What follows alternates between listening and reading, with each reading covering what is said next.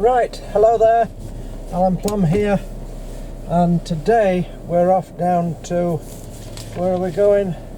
Steeple Ashton.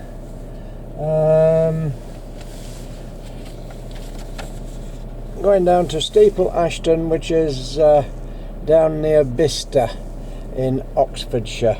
So we're going from Peterborough down through Northampton and down into Oxfordshire to the Beeches Railway, owned by Adrian Shooter. So let me try and give you a little bit of background to this fabulous loco. Adrian Shooter was the director of Chiltern Railways, and his interest had grown in narrow gauge railways, and he had supported and volunteered on the Festiniog Railway for many years. And he started construction on his own garden railway around 2002. Now, back in around 1960, after 71 years of service, one of the Darjeeling Himalayan locos left India and ended up at the Heston Steam Museum in the USA. And I think after a fire or something at the museum, the loco ended up outside and in a bit of a sorry state. But he was able to strike a deal, and 113 years after leaving the UK, she arrived back in 2003 and went to the Tyseley Locomotive Works in Birmingham, where she underwent a complete overhaul. Now, the original locos carried the coal in a bunker over the firebox and in front of the cab, but while at Tyseley Works, a tender was added and both air and vacuum brakes to meet the regulations for safety, so she could be a guest loco on the Festiniog Railway, Leighton Buzzard, or any other 2-foot gauge railway. And despite these few refinements, she's largely original, retaining her 1889 wrought iron boiler and original copper firebox, and the boiler is said to be the oldest loco boiler in regular use in the UK.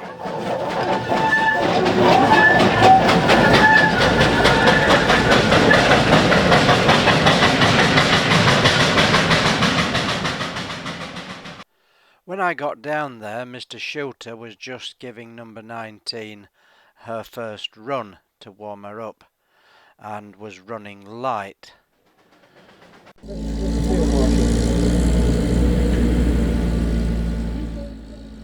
Then my brother Philip arrived in his 1953 ex-army Austin Champ, along with John and Pat, then Sam, her mum Brenda, and cousin Colin in their champs.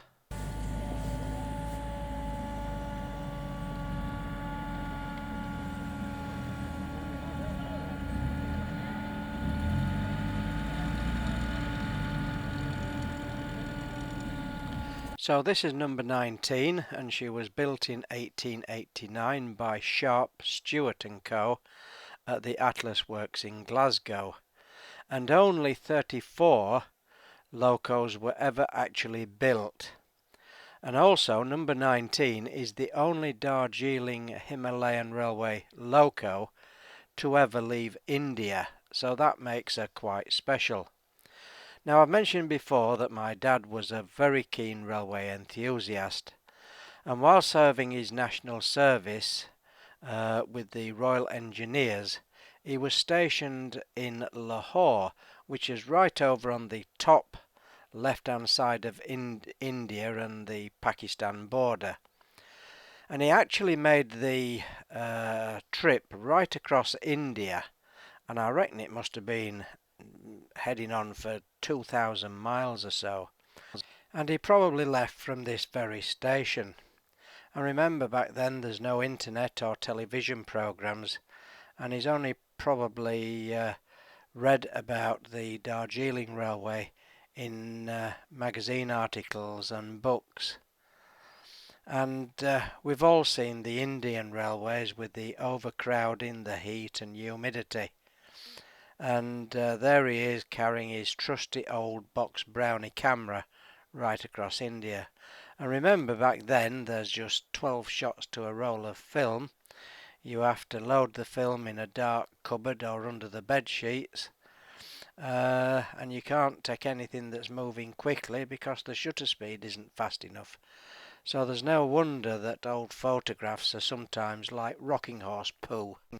And just think on how much room a camera like that would take up in your knapsack, hardly pocket-sized back then.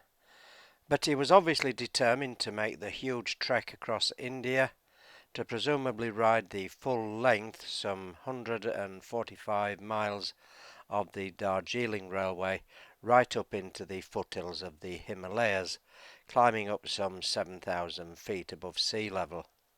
And yes, I'm sure you've guessed, my dad, some 50 odd years ago, rode behind this very loco, number 19. Special because she's the only Darjeeling loco ever to leave India and return home. Even more special because this is the loco that took Dad on the last leg of that determined trek right across India. Very special too because he photographed number 19, one of the very few photographs taken of her while in service. And very, very special to me at least, because some 50 years on, I'm being hauled by the very same loco that completed Dad's epic trip across India. Now sit back and enjoy the power and spirit of this determined little loco.